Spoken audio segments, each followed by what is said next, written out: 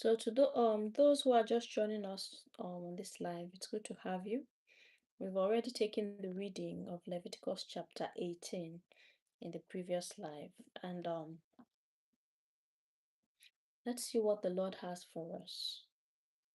Okay, so the Lord told Moses to tell the Israelites that they were not to do the things which the Egyptians did.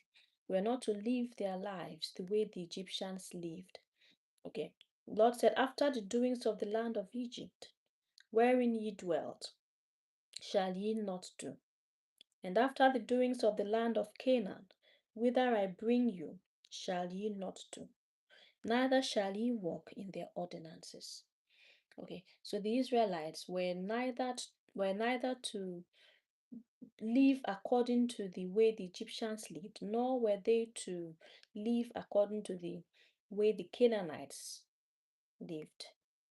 Okay, they had already stayed in Egypt. Of course, they saw how the Egyptians lived their lives, and they were going into Canaan, and they were going to see how the Canaanites lived their lives. And the Lord was saying, do not follow after these nations. Do not do the things which these nations did. Okay. And one thing we need to understand is that um, this speaks of separation and consecration. Okay, separation and consecration. They were God's own people, so they were to be different. They were to be separate. They were not to be like everyone else. Okay, so they were to be separate and they were to be consecrated unto God. And in verse 4, the Lord continued, he said, ye shall do my judgments and keep mine ordinances to walk therein. I am the Lord your God. So the um the Lord was saying the Israelites were to keep his ordinances, to keep his judgments, to live according to his precepts. Okay. So when you are God's own, you can't be like everyone else. That is one thing that many people fail to understand. When you are God's own, you cannot be like everyone else. You have to be different. There has to be a different. You have to be separate. God has to be the one in charge of your life. Otherwise, you will be no different from others who live according to the flesh, who live according to their lusts and desires. So it is when you belong to God, then you cannot be like everyone else, because your life is driven by God, not by your wisdom, not by your desires. Okay, so when you are God's own, you can't be like everyone else. So while other nations were living their lives however they liked, doing all manner of evil, committing all manner of iniquity and everything, Israel was to do God's judgments and keep his ordinances, even walking therein. So Israel was to live according to God's stipulation for them. Okay. Israel was not to look at other nations and try to be like them, but instead to look unto God, to listen only to the voice of God, and to do only what God wants them to do. Okay? And in verse 5, the Lord said, ye shall therefore keep my statutes and my judgments, which if a man do, he shall live in them. I am the Lord. Okay. So the Lord was saying the Israelites were to keep his statutes and his judgments, which if a man do, he shall live in them. Now, what the Lord meant there, what the Lord was trying to say is that the best life is a life that is lived in alignment with God's will and commands. The best life, okay, it's a life lived in alignment with God's will and commands. People make the mistake of thinking, believing that the best life, living their best life, is living life on their own terms, satisfying all the desires and the lusts and pleasures of the flesh. But that is not what living your best life is. It might seem like you're living your best life, but in the end, you'll come to see that that is not your best life at all. The best life is a life that is lived in alignment with God's will and commands. When you're out of alignment, satisfying the flesh, you might think you're happy, but you will not be happy. Only when you come unto God will you realize just how unhappy you were at that time when you thought you were most happy because you were living your best life. Okay, so the Lord was saying to the Israelites, say, um, if a man keeps God's judgment, say, you shall do my judgments and keep my ordinances, which if a man do, he shall live in them. Okay, that is what living your best life is. Keeping God's commandments, his judgments, living according to how God wants you to live. Living a life that is pleasing before God. The flesh might not have all that it desires when you do that. Most often it will not. The comfort, the luxury, the money, and all of those things might not really be there when you're in alignment with God. But you will be happy. You will be happy. You will be satisfied. You will be fulfilled. Okay. So for those who are just joining us, you're welcome. This is Word Meal. Okay, this is Word Meal, and it's a Bible study channel. So we're studying Leviticus chapter 18 today. I hope that you can follow along. And then the Lord began to give some commandments, okay, to the children of Israel, or give some things that they were not to do. Okay. In fact, the Lord said that these were things that other nations did that made that made him angry, and said the land spewed them out. So now in verse 6 is the summary of everything else that we almost everything else we're going to read. Okay. It said, none of you shall approach to any that is near of kin to him, to uncover their nakedness. I am the Lord. In other words, none of the Israelites, okay, was expected to sleep with a near relation or a relative. Let's just put it a relative. None of the Israelites was to sleep with a relative, especially a close relative. Okay, a close relative. Then the Lord began to give each give examples of this. He said in verse 7, he said that they were forbidden to sleep with their father or their mother. Okay. And then they were forbidden to sleep with their stepmother. And then they were forbidden to sleep with their half sister, or you can say half sibling. Okay. Half siblings were forbidden to sleep with each other. They were also forbidden to sleep with their grandchildren. Okay, their grandchildren. They were forbidden to sleep with their half sister. This time, in the case where the wife, their stepmother, has a child for their father. Okay. In the first instance of a half sibling, it is basically both parents. How do I put this now? is a case where the both parents are okay. For example, let's say I am the child and I am the child of both my parents, but maybe one of my parents has a child out of wedlock, outside of that marriage. So that child is my half sibling, of course. So that was the first instance that the Lord gave.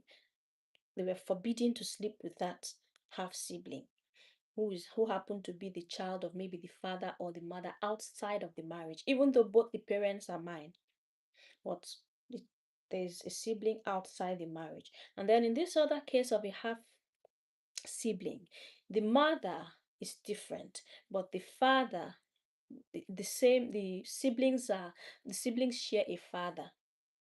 Okay, but the mother is a stepmother to me.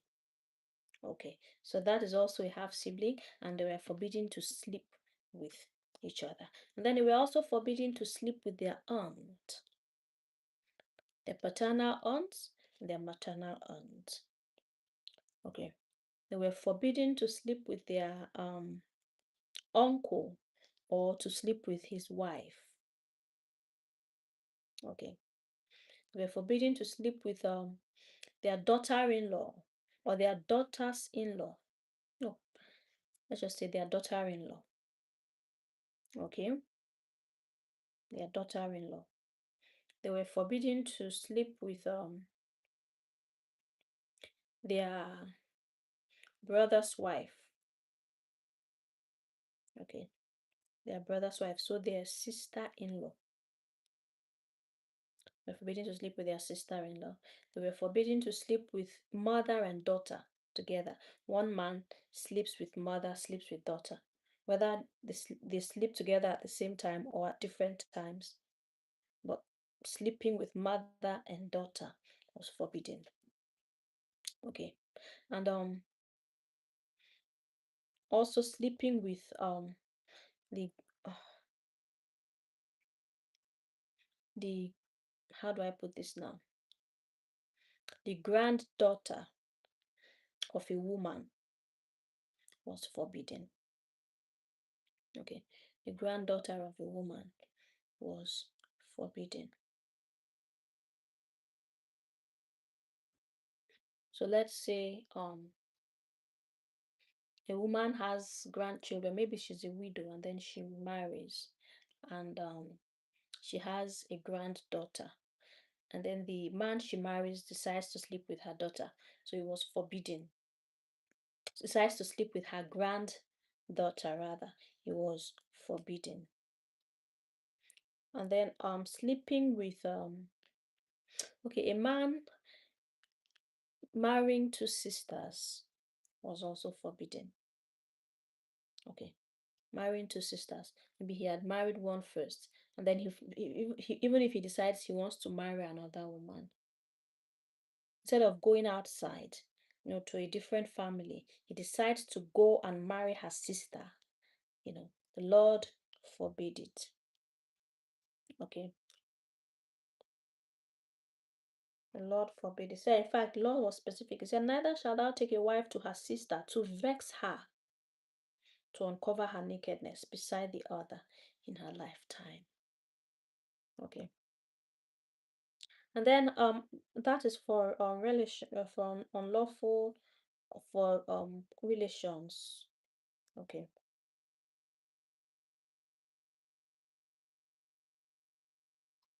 and then the Lord said they were forbidden to sleep with a woman who was on her period. Of course, we know that that one is it goes without saying, going by Old Testament law, when a woman was on her period, she was considered ceremonially unclean, so she was not to be touched. And then they were forbidden to sleep with their neighbor's wife. Their neighbor's wife. And then the Lord in verse 21 said, "And thou shalt not let any of thy seed." Okay, before we go further into that, let's talk about these relay these laws that pertain to that prohibits sexual relationship with close family members or neighbors. Okay, now we see that the Lord, in His infinite wisdom, forbade this thing for His covenant people. These were things that the pagan nations, the heathen nations, were doing, and the Lord detested it. Okay, excuse me. The Lord detested it. Now, apart from the fact that the Lord detested it, and it was an abomination in God's sight, there were also health implications of these things. Okay, health implications. It's referred to as especially when close family members marry, it's referred to as inbreeding. Thank you for the compliment. Thank you. It's referred to as inbreeding, and it carries a whole lot of health implications for future offspring. There's when the family gets when the what's it called, when family members keep marrying, within the same family for generations, a time comes when the offspring develop serious health issues. Okay, this was a practice that was common in Egypt. Yes, the Egyptians um had the culture of inbreeding, sleeping with close family members, marrying close family members, and all of those things, you know. So it was something that the Lord, apart from the fact that the Lord detested it, okay, it was detestable in God's sight. It also carried serious health implications. The DNA of a family is supposed to spread out, okay, so that if there are um certain maybe certain recessive um genes or health issues, could by the time someone who has that gene marries someone who does not have it, you know, their children could be safe. But a um when a gene or a mutation or whatever is present in a family line, and then members of that family keep marrying within the family, it gets worse.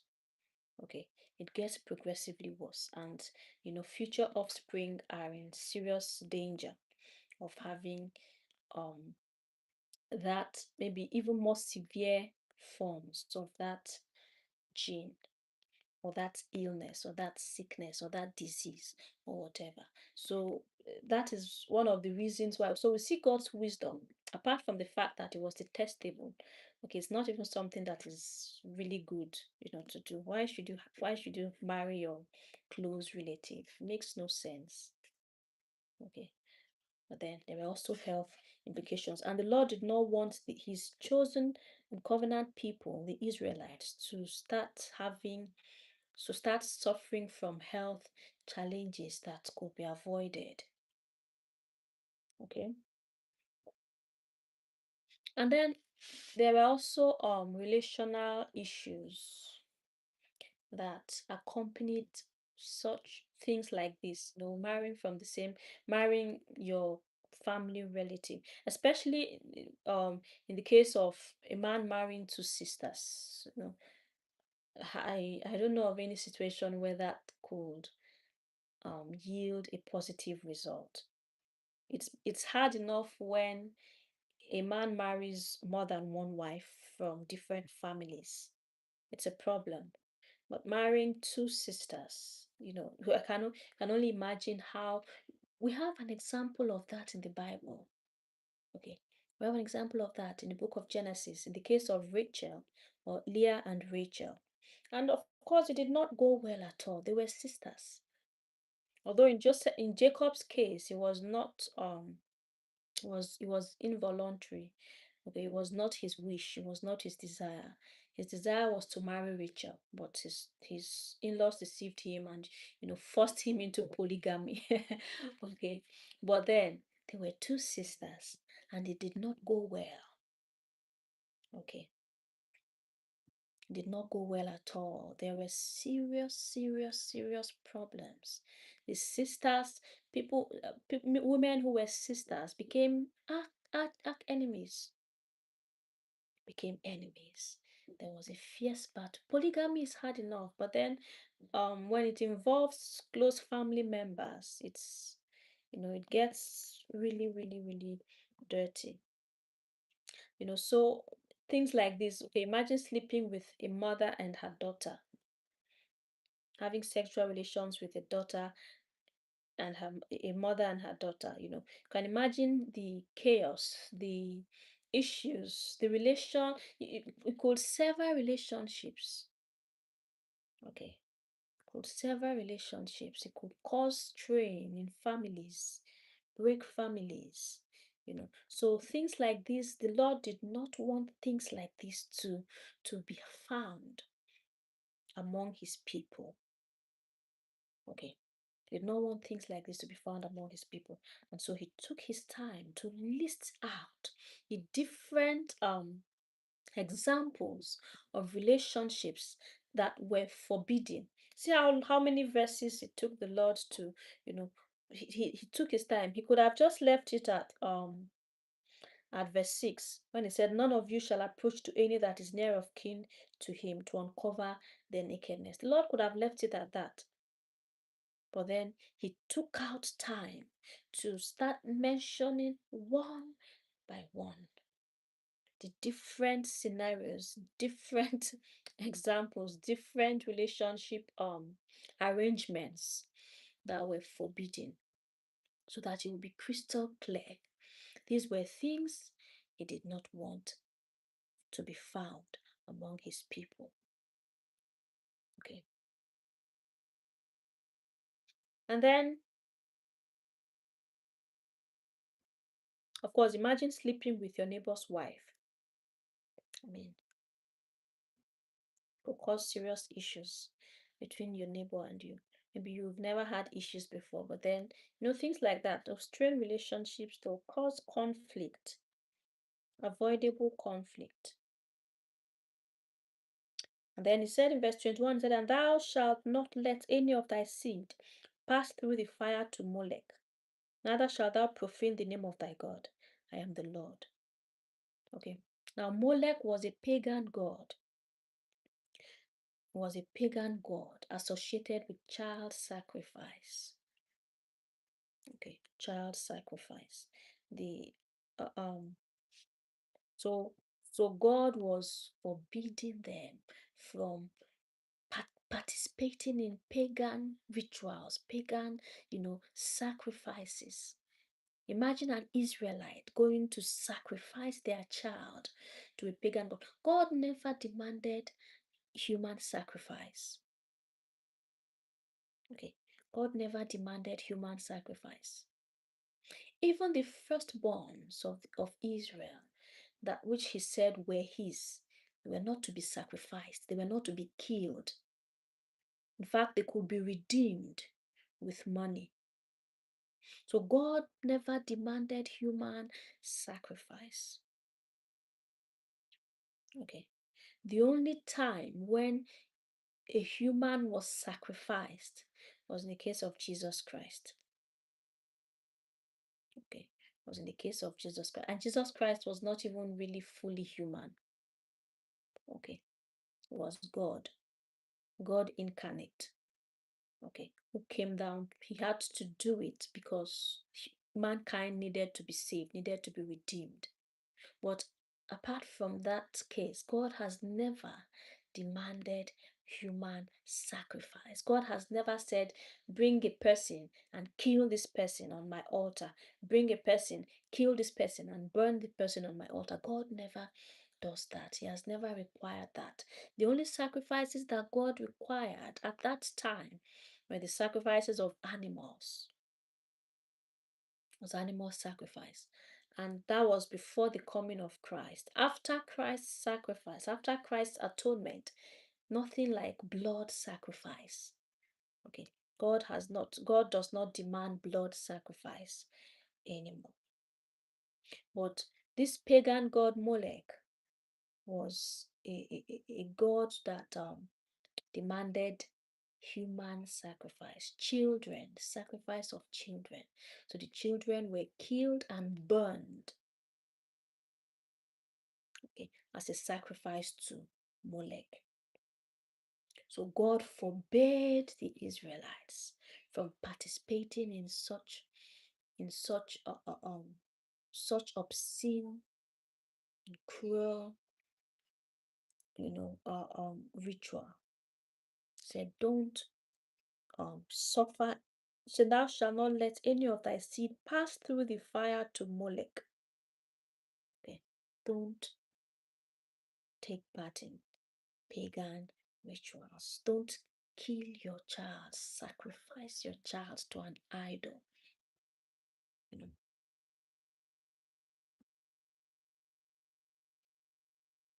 And then the Lord continued. He said, thou shalt not lie with mankind.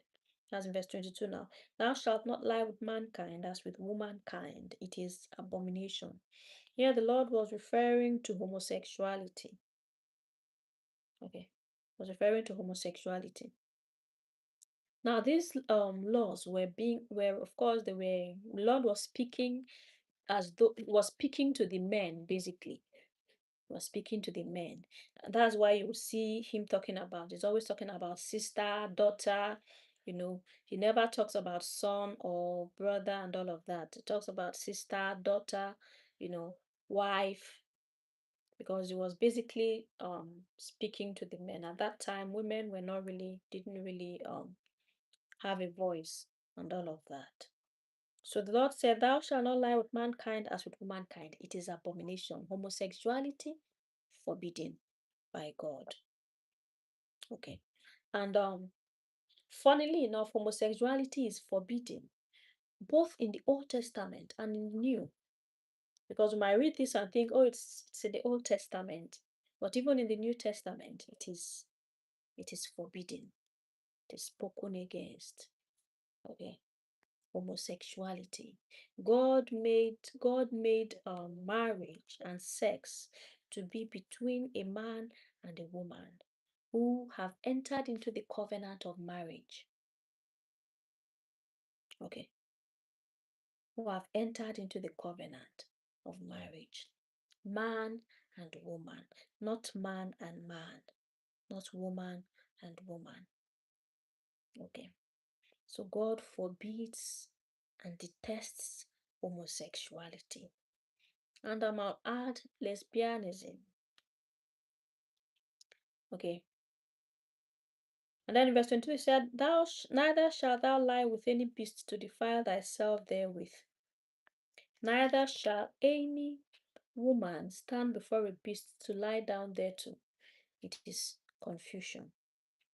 So bestiality was forbidden by God also. It said, don't sleep with any animal. Don't sleep with an animal. It is confusion. It is abomination. Why should you leave a human and sleep with an animal? It is wrong in the sight of God. It is detestable.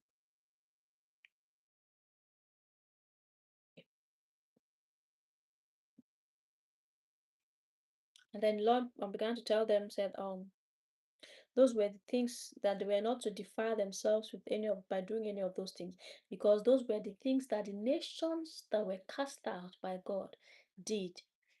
Nations that were destroyed by God, those were the things that they were doing. Okay, like Egypt, for example. Okay, so and those things were things that defiled the land. And so the land had to spew the people out. Okay, the land had to spew the people out.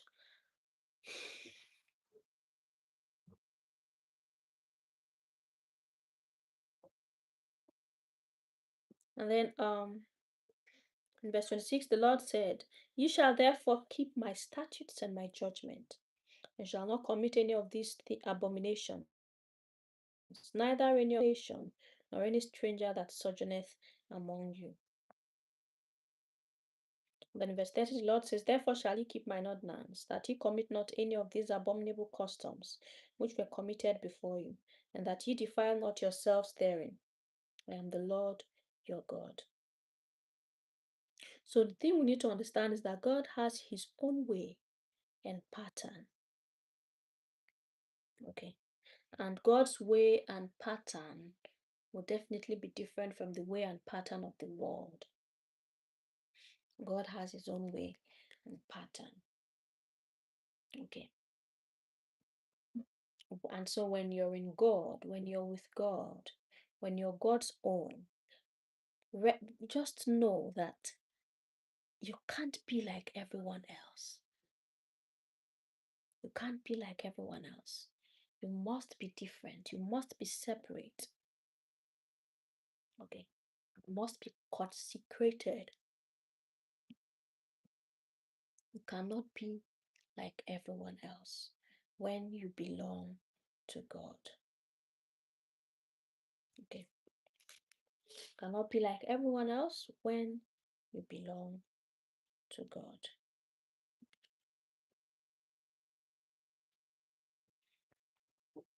So I hope that we all got the message which the Lord had for us tonight. May He give us the grace even to apply His word to our lives. I'll see you all again tomorrow, same time, 8 p.m. Nigerian time. But come along with someone, and the Lord will bless you abundantly. Have a lovely night's rest. Sleep tight, sweet dreams. I'll see you again tomorrow, same time, 8 p.m. Nigerian time. Until then, have a lovely night's rest.